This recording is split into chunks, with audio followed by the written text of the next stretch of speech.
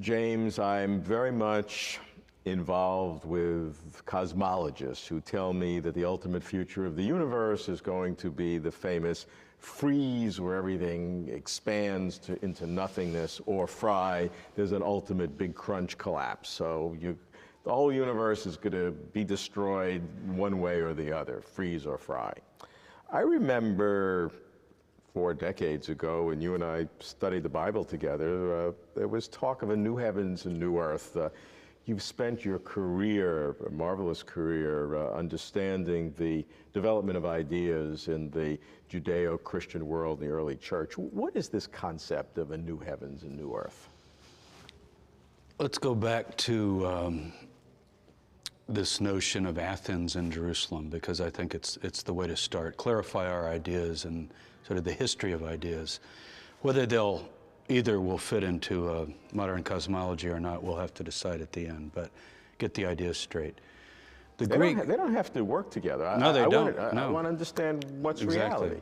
Basically, the Greek notion, 2 proposals on the table from our historical inheritance, is no future for the world, but a kind of cyclical repetition of history, and the individual leaving and going to heaven, which is another realm beyond this cosmos. Doesn't matter what happens here. And essentially the cosmos does then just dissolve. It could freeze or fry. It's just gone. But there's no history, actually. History is the repeated story of birth and death and rebirth and death and rebirth, cycling individuals off to heaven. That's finally what the Greek view becomes.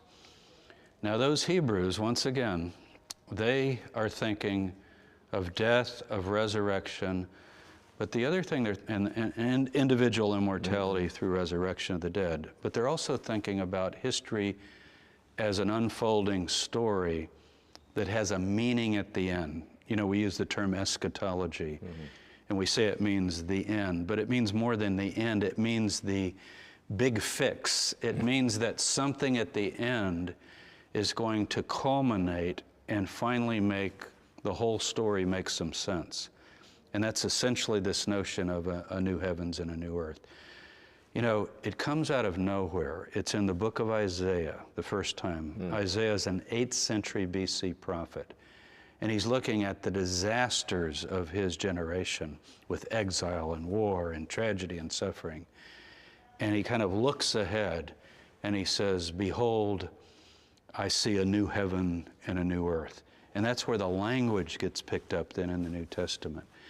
But Jesus talks about it. He talks about in the world to come, the new world. But it's not a world away from this world. It's actually this world evolving or developing into some other stage. Is it an evolving, or is it a radical, instantaneous transformation? Well, it's evolving in the sense that history has an unfolding story that's worth telling, you know, a tale to be told that culminates in something that's rather instantaneous. And that's where we get another word, apocalyptic. Apocalyptic eschatology, it's a mouthful, but what it means is to actually live in the end time and to see this transformation take place. At that point in the Bible, in the New Testament, and even the Hebrew Bible, it is not a gradual thing, and it's nothing that humans can really bring about. It's a lot like resurrection of the dead. So I'm not sure how anybody could particularly approach it scientifically. It is a kind of a faith proposition that the God who created the world is bringing things to a final culminated ending and will do that. The way it's pictured is a dramatic upheaval. What's up is down, what's down is up. And what is that state? I mean, is there any even speculation of what this new heaven and new earth will be like? It's always pictured in terms of this world perfected. I guess the fullest picture is in the last 2 chapters of the Bible, of the New Testament, where there's this beautiful city and a river of life and streets of gold and trees growing on the banks of the river for the healing of the nations, and the nations are walking in the light and so forth. So I think you have to go to metaphors for that. Rudolf Bultmann, the great New Testament scholar, said that mythology is a this-worldly way of talking about the next world. If there is a next world or a world beyond this history we're living in, you can only describe it by using terms from this world, and that's what essentially the biblical writers do. But there's a lot of similarities, unless they're all metaphors, cities and rivers and trees. That's right. People living, doing. I think Paul, who's our most developed thinker in the New Testament, takes it a bit further, because he's not just interested in the place, the earth perfected, but what people would be doing. Like, what's their job description? Mm-hmm. You know, they're there and it's wonderful, but what are they doing? Yeah. And what he says is that they've been transformed into these higher beings, even beyond the capacity of angels, and they are then working with God in creative activity, essentially throughout the whole universe.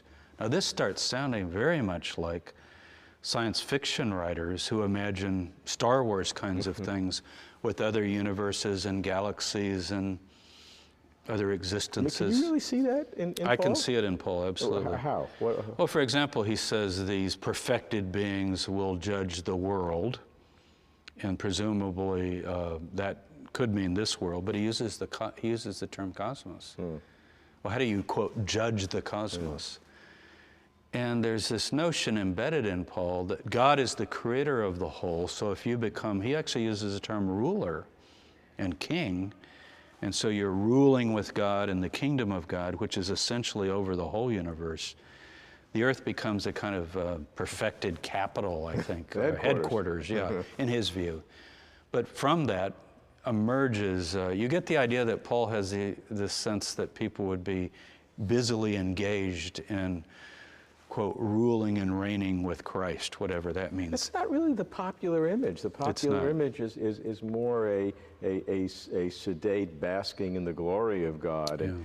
And that's mostly in Christianity, certainly Eastern religions. You just have this a washing through your body of God's essence and power, and you are in a constant state of ecstasy because of that. You don't have the sense of traditionally of doing and creating and living an active existence. And I think that idea did develop in the 4th, 5th century of the Christian era, Augustine and Aquinas finally in the Middle Ages, where the immortal soul is really what counts. And what does an immortal soul do other than gaze upon the perfected beauty of God? And you can read that in Plato. But the early Christians are still thinking more in a Hebraic mode. History's going somewhere. It's going to culminate in this plan of God and this perfected higher existence that then leads to something else. It's really worlds within worlds within worlds that they're imagining. It's a unique proposal that I think has been lost to Western thought, really. And in a sense, that proposal is certainly, to me, for what little that's worth, more exciting. If any of it's true, I'd certainly prefer that. So you don't want to just sit on a cloud and play a harp? That's not me. I mean, what can I say? Maybe I should like that, but that's never been a turn on.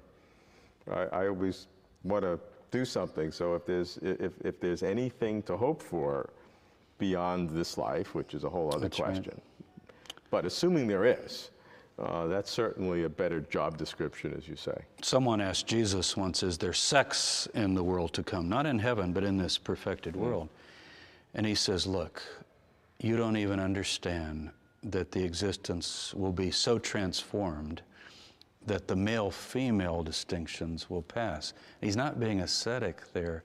He's talking about, should we call it, something more than sex, meaning but an activity, a reality that transcends, but is faintly echoed in what we experience today as living sexual beings on the planet.